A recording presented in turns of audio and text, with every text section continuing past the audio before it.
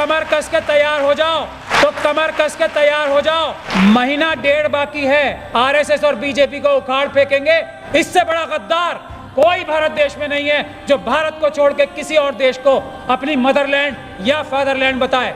ये आ रहा है समय, कमर कस के तैयार रख रही है। अमेरिका में था मैं, 2 साल जापान रहा हूँ और मुझे शौक नहीं था ऐशो आराम की जिंदगी। हमें मत भड़काओ, हमें मत जलाओ, हम पिछले 70 सालों से जले हुए पड़े हैं।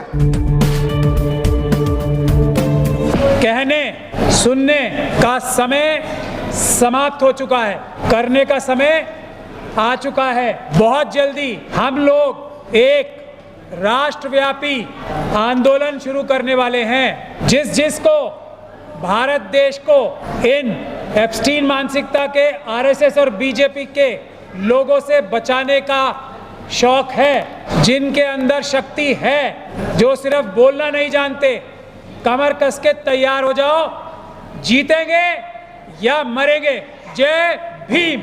हम सब की गर्दनें, मैं आप लोगों को एक बार नहीं, 10 बार नहीं, 50 बार बता चुका हूं। हम में से एक भी नागरिक नहीं बचेगा, खासतौर पे अम्बेडकरवादियों को सबसे पहले नंबर आना है, जिसकी किडनी, जिसका लिवर आधे से ज़्यादा निकाल के ये लोग बेच नहीं देंगे। ये मैं बता रहा हूँ। आज मेरी बात लिख के याद करके रख लेना आप लोग। 800 सीटें हो रही है। आरएसएस और बीजेपी चाइना और पाकिस्तान के साथ मिलके, वहाँ की एस्टेब्लिशमेंट के साथ मिलके भारत को कमज़ोर करने के लिए, हमारी सदर्न स्टेट्स, हमारे बॉर्डर लाइन स्टेट्स को भारत से तोड़ने के लिए ये 800 सीटें हो रही हैं। कोई और वजह नहीं है। लेकिन ये बोलने से कुछ नहीं होगा।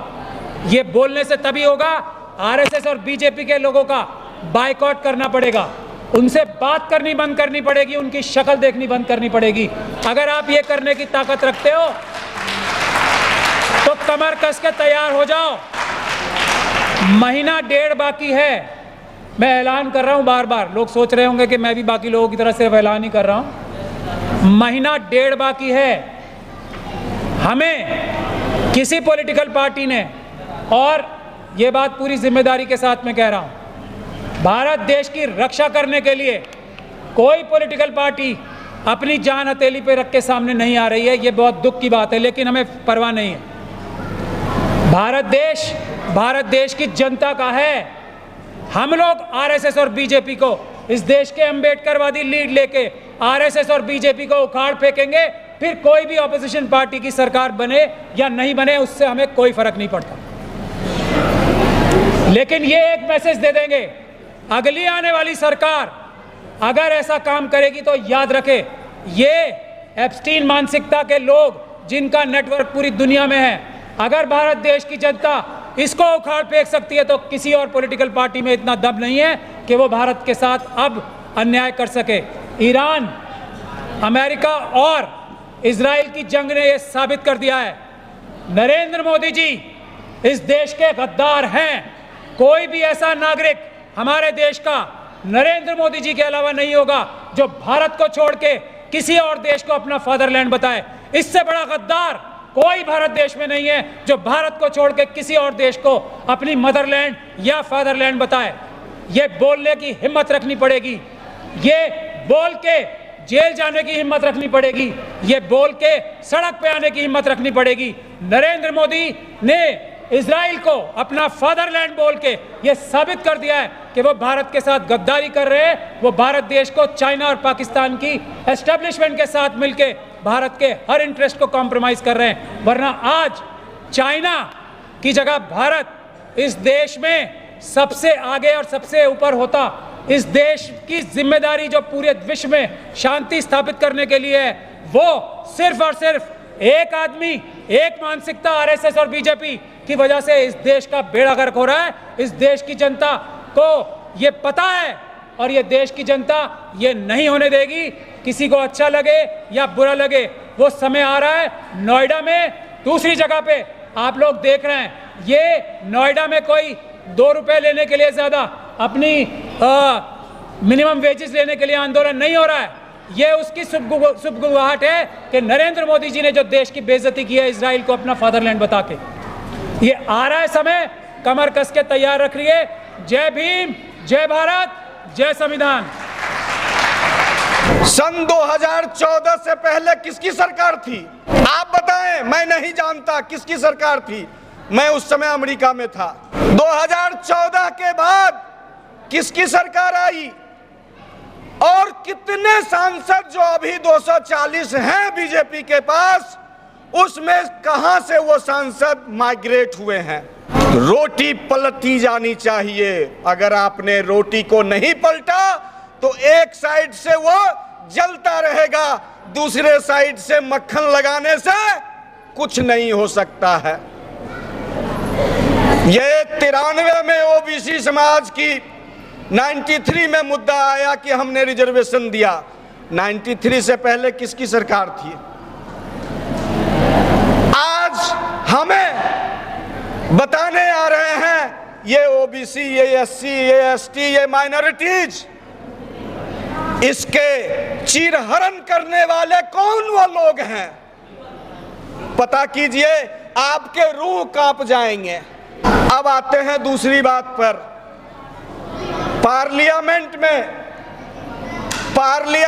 में व्हिप जारी होता है।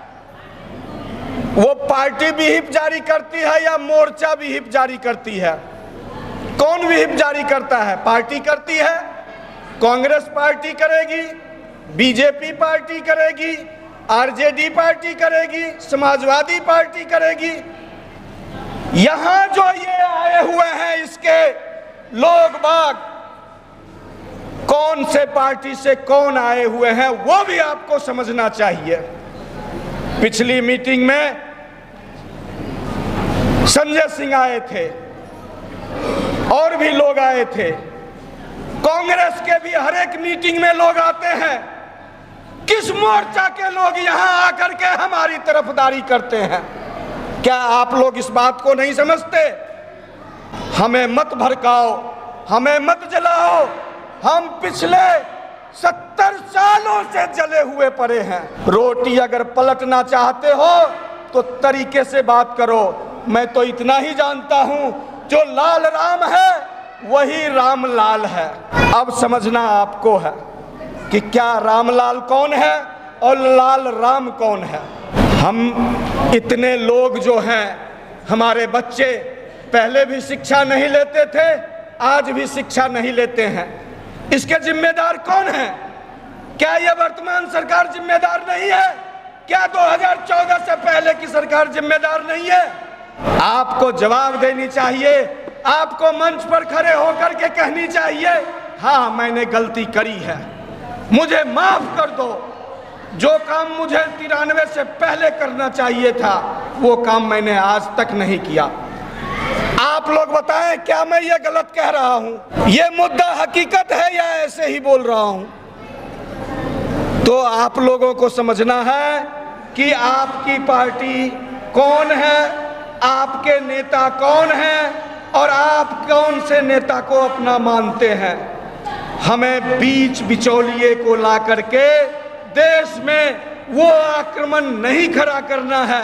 परेशान जनता होती है और वोट की गोटी ऊपर बैठे लोग कर रहे होते हैं। हमें कोई शौक नहीं था इनके साथ खड़ा होने का। अमेरिका में था मैं, 2 साल अमेरिका रहा, 2 साल जापान रहा हूं और मुझे शौक नहीं था कि इन लोगों के साथ मैं बैठ करके और मैं भी यही बात करूं। ऐशो आराम की जिंदगी, बहुत सारी चीजें, धन दौलत की कमी नहीं, लेकिन अकेला इंसान धन दौलत से खुश नहीं रह सकता है अगर आप लोग खुश नहीं हो तो। एक बाबा अंबेडकर, जिसको कि इन लोगों ने क्या क्या नहीं किया, रात में वो रोते थे और कहते थे पत्रकार को कि मैं जाग रहा हूं इसीलिए ये जनता सो रही है। तो आप लोग समझिए आपका कौन अपना है और कौन पराया है। राजनीति करने का विचारधारा नहीं होनी चाहिए, विचारधारा रोटी पलटने की होनी चाहिए। पलटो उस रोटी को जो रोटी सदियों से जली आ रही है। मीठी मीठी बातें, मक्खन वाली बातें नहीं होनी चाहिए। राजनीति इस विचारधारा की होनी चाहिए। आपको जिसको मर्जी हो उसको लेकर के आओ, लेकिन हमारे विचारधारा से कभी भी समझौता मत करो। लेकिन जिसको लाया है वो क्या है? सम्राट चौधरी क्या है? कितना पढ़ा लिखा है? कितने लोगों की हत्या किया? कहाँ था वो? ये सब लोगों को मालूम है। इसलिए जनता को मत दिखाओ और जनता को मत सताओ। जनता के लिए खड़े होकर के बात करो कि यस, इतिहास में मैंने किसके लिए अच्छा किया और किसके लिए बुरा किया। 2014 के बाद की सत्ता में आपको ला करके रख दूं या 2014 से पहले की सत्ता में ला करके रख दूं, इस नौनिहाल जनता पे क्या फर्क पड़ने वाला है? कोई फर्क नहीं पड़ने वाला है। आज ये 5 किलो अनाज पे जीते हैं, कब पहले ये 1.5 लीटर किरासन तेल पे जीते थे। गलत कह रहा हूं या सही कह रहा हूं? तो आप लोगों को सोचना है, आप लोगों को समझना है। बीजेपी तो घटिया कर ही दिया देश को। अब सोचना आपको है कि किसको साथ लेकर के चलना है और किसको आगे बढ़ाना है। बहुत बहुत धन्यवाद। जय हिंद, जय संविधान।